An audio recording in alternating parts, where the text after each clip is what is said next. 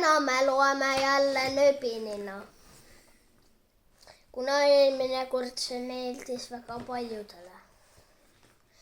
Teine peatükk, milles nööbinina tutvub oma majakese tegeliku omanikega ja ajab ära Puraviku vihale.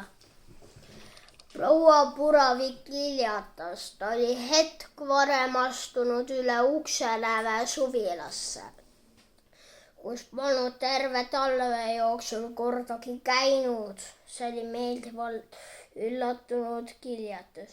Kallis Henri! Hüüatas proua Puravik ja hüppas härra Puravikule kaela. Sa oled siin koristanud! Sa oled ikkagi sala ja siin käinud ja tolmu ära pühkinud. Mulle hea meel teha. See on sinust nii ütlemata armas. Härra Puravik aga ei kostnud tükk aega sõnagi. Tema pikk pilk oli naelutatud kaminu ees kiikuvale kiiktoolile ja sellele lesivale noorele punase juuksepahmakaga neiule. Tütarlaps paistis magavat ja tool näis kiikuvat lausa iseenesest. Nüüd võid sa kiljatada veel teisegi korra, ütles härra Puravik oma naisele. Meie suvilasse on nimelt sisse murtud ja röövel looskleb südamerahuga minu kiiktoolis. Proua Puravik vaatas ehmunul kiiktooli poole ja tõepoolest kiljatas uuesti. Nõianeiu nööbinina, keda ilmselt eelmisest loost mäletate, tegi silmad lahti ja haigutas. Ja ringutas mõnusalt. Külalised, rõõmustas ta. On alles tore, et ma saan kohe esimesel päeval külalisi. Astuge aga julgelt sisse, häbeneda pole vaja. Loodetavasti võtsite ka veidi söögipoolist kaasa, sest mul juba kõht koriseb. Häbeneda! Uskumatu! Ähkis härra Puravik vihastunult siia sugugi. On alles jultumust. Võta teadmiseks, et me ei tulnud siia sugugi külla. Me tulime siia elama! Nööbinina lõpetas kiikumise ja kergitas üllatunult naeratades kulme. Siin majas on juba elanik, kui te lubate märkida. Selles asjas on sul täielik õigus, karjus härra Puravik enesevalitsust kaotades. Siin elame meie, see on meie suvila. Kõik need asjad, mida sa siin näed, on meie omad. Ja see kiiktool, mille peal sa istud, see on minu oma. Nööbinina vaatas küsivalt kõigepealt härra Puravikule ja seejärel proua Puravikule otsa. Soo. No siis muidugi. Ega teil midagi selle vastu pole, kui mina ka siia elama jään, küsis ta viisakalt. Mulle pole, et mina ka siia elama jään, küsis ta viisakalt. Mulle väga meeldib see suvile ja kiiktool meeldib ka. Tegelikult ongi tore seltsi saada. Siin on muidu vaikne ja üksindane. Meil on midagi selle vastu, jätkas härra Puravik rauskamist. Meile ei meeldi selline olukord kohe üleüldse mitte. Hakkage astuma, kobi minema, kao välja! Härra Puraviku nägu oli muutunud tumepunaseks ja ta käed olid surutud kõvasti rusikasse ja proua Puravik hakkas kartma, et varsti kargab ta abikaasa neiule lausa kätega kallale. Ära nüüd ameti nii hirmsasti ärritu, kallis, proovis proua Puravik teda rahustada. Mul mulle tundub, et see tütarlaps on kodutu. Vaata ta riideid, need näevad välja nii munad ja määrdunud välja. Tal vaesekesel on ju kõht ka tühi. Võib-olla sööme kõigepealt rahulikult ja siis arutame seda asja. Nöbilina heitis pilgu oma tolmustele riietele ja naeratas tänulikult. Kus sa teadsid, et ma kodut olen? Küsis ta imestunult. Jaa, ma olen kodutu nõid, aga kui ma tohin siia elama jääda, siis saab minust kodune nõid.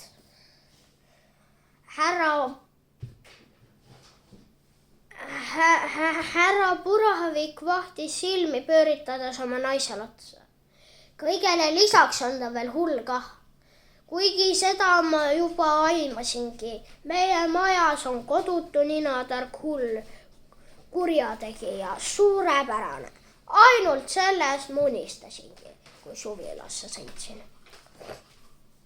Hull ja kurjategija ja ma nüüd kindlasti ei ole, raputas Nöbilina pead. Nagu ma ütlesin, olen ma hoopis nõid. Nõia neiu Nöbilina. Saame tuttavaks. Järsku avanes suvila uks ja tuppa jooksid 2 last, poiss ja tüdruk. Nad olid eemal jõekaldal kividega lutsu visanud ega kuulnud jutuajamisest muud kui Nöbilina viimaseid sõnu. Nõid! Hõiatas poiss vaimustanud. Kas on päris tõeline nõid? Veel rohkem külalisi, rõõmustas Nöbilina.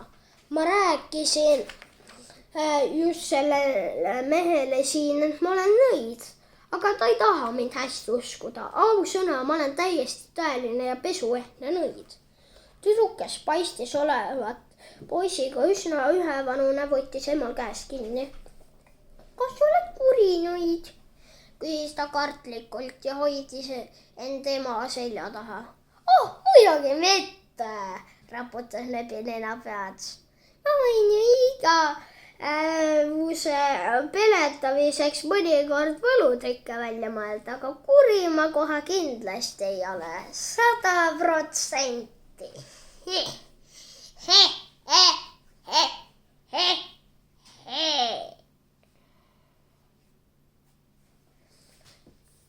Siis võiksid sa ju kohe praegu mõne triki teha, arvas poiss. Kas ikka nõidud oskad? No miks ma siis ei oska? Loomulikult oskan. Ärge uskuge teda, lapsed, keelas härra Puravik rangelt. Ta veab teid ninapidi. Ainuke võlutrik, millest ta on kindlasti meister, on kommide pakkumine ja selles, et öelda, et tulge kaubikusse, siis saate tasuta kommi. Kui te teate, mis ma mõtlen.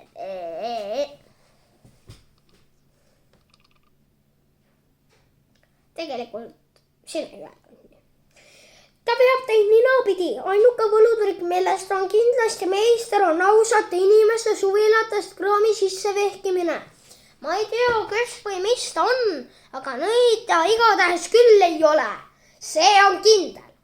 Ma arvan, et kõige targem oleks nüüd politsei kohale kutsuda. Jah, nii me teemegi. Kuhu ma oma telefoni panin? Jätsin selle vist autosse. Anne, ma ei too palun mu mobiil siia. Mina hoian nii kaua sellel sulil siin silma peal. Samal ajal, kui härra Puravik oma monoloogi pidas, hakkas midagi päris kentsakat juhtuma. Härra Puraviku peast hakkas nimelt sarvepaar välja kasvama. Algul olid need ainult väikesed, nimelt mugarikud, mis juuste vahelt välja vaatasid. Aga need kasvasid õige kiiresti ja läksid kenasti keerdu. Veel enne, kui härra Puravik rääkimise lõpetas, olid sarved kasvanud täide pikkuse. Härra Puravik pead kroonis nüüd uhke paar sokusarvi. Lapsed Anne-Mai ja Aadu ning ema jälgisid etendust võlutult pealt. Kõigil silmad suured nagu tõllarattad. Jube äge, kiitis Adolf Hitler. siis ja tagus vaimustanud käsi kokku. Tei viin midagi, palus Anne-Mai naeru kihistades, aga härra Puravikul ei olnud kõige vähematki närvtuju. Ta pani pähaselt käed puusa. No mis asja te siin pagan lõkerdate? Kas te ei kuulnud üldse, mis ma ütlesin? Kärkis ta. Ma ütlesin, et too tüdruk on suli. Ma lähen siis ise selle telefoni äärele, kui keegi teine ei viitsi minna. Kallis, ütles proua Puravik seepeale, ettevaatlikult, sa võiksid korraks istet võtta, sa ei tohi ennast ärritada. Istet võtta, ärritada! Ma olen juba ärritunud.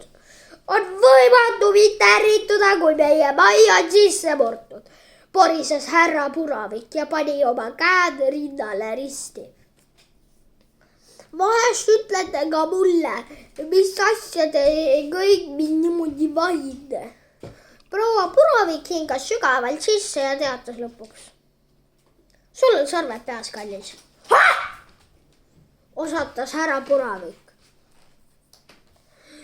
Ma suren naeru kätte. Tead, kallis, sul on tõepoolest sarved peas. Mitte nüüd nii ilmatu suured, aga mitte ka väga väiksed. Ütleme, et nii umbes keskmise suurusega. Kas võid su pähe natukese aia eest? Härra Puravik vahtis korda mööda oma naisele lastele otsa. Äkki on nad kõik korraga hulluks läinud. Äkki on sel punapea tõbi nakkav. Vahest on see mingisugune uus hullu tüdruku tõbi. Härra Puravik tundis tõepoolest natuke nõrkust. Ta pea tundus olevat raske ja peanahk oli hakanud sügelema. Härra Puravik kavatses sügelevat kohta kratsida, aga ta käsi kopsas millegi kõva vastu. Alles äsja oli härra Puraviku nägu olnud vihast punane, aga nüüd muutus see paugu pealt kriitvalgeks. Härra Puraviku haarus tudisevatel jalgadel seina peeglite ja jäi oma peegelpilti jõllitama. Ta ei suutnud oma silmi uskuda ja katsus ettevaatlikult uuesti oma pead. Sarved tundusid olevat täiesti ehtsad. Härra Puravik ei lausunud tükk aega musta ega valget. Sõnatult astus ta söögilaua äärde ja vajus jõuetult toolile istuma. See on uni, magan. See plik on mind ära hüpnotiseerinud ja ma ärkan kohe varsti üles. 1, 2, 3. Härra Puravik näpistas ennast kõvasti käsivarrest ja käeksatas valust. Siis katsus ta jälle oma pead, sarved oli täpselt samas kohas kus ennegi.